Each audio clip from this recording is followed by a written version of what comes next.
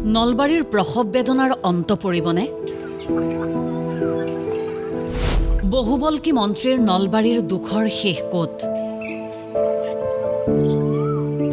কেবিনেটৰ সিদ্ধান্তই মচিব পাৰিবনে ধৰ্মপুৰৰ বান সমস্যা? বুঢ়াদিয়া নদীৰ বাঢ়নি পানীত ধৰ্মপুৰবাসীৰ হাহাকাৰ। এয়া নলবাৰী জিলাৰ ধৰ্মপুৰ। বুঢ়াদিয়াৰ বানে প্ৰতি বছৰে জুৰুলা কৰি আহিছে ধৰ্মপুৰক। চোতাল বুলিবলৈ, বাৰীখন বুলিবলৈ একো নাই। বাৰিষাৰ প্ৰথমটো বানেই পুতি পেলালে চোতাল। বানত অহা পলস আৰু বালিয়ে কেৱল চোতাল নহয়, পুতি পেলালে মানুহবোৰৰ অলপ অলপকৈ বাঢ়ি অহা সপোনবোৰো।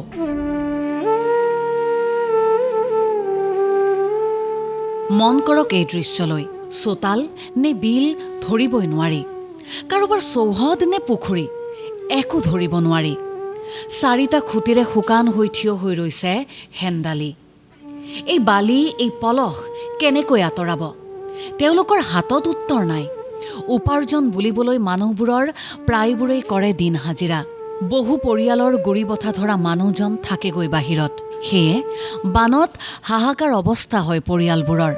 এয়া এটা ভুক্তভোগী পৰিয়ালৰ মৰ্মবেদনা। দেউতাই মুহত থাকে, দেউতাই যেখিনি ইনকাম কৰে দিয়ে দিয়া চলি আকৌ প্ৰতি বছৰে প্ৰতি বছৰে ঘৰত পানী উঠে বাহিৰতে আছো, মাতে আছো।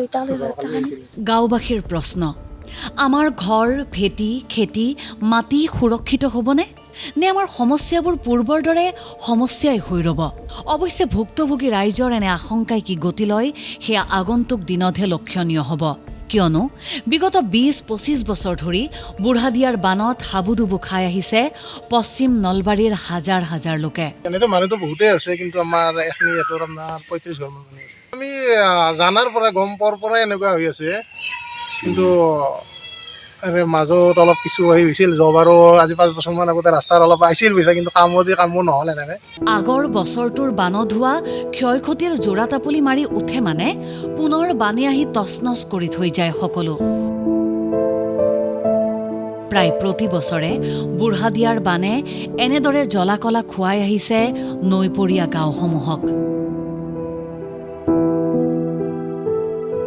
এই বছৰৰো প্ৰথমটো বানেই নলবাৰী জিলাৰ ১৪খনকৈ গাঁৱৰ ঘৰ, ভেটি, কৃষিভূমি, বাট-পথ সকলো তছনছ কৰি গ'ল। এই হাহাকাৰবোৰৰ শেষ ক'ত? ব্যুৰ' ইনপুটৰ সহযোগত নিউজ ডেস্ক ৰিপৰ্ট, দেশ টুডে।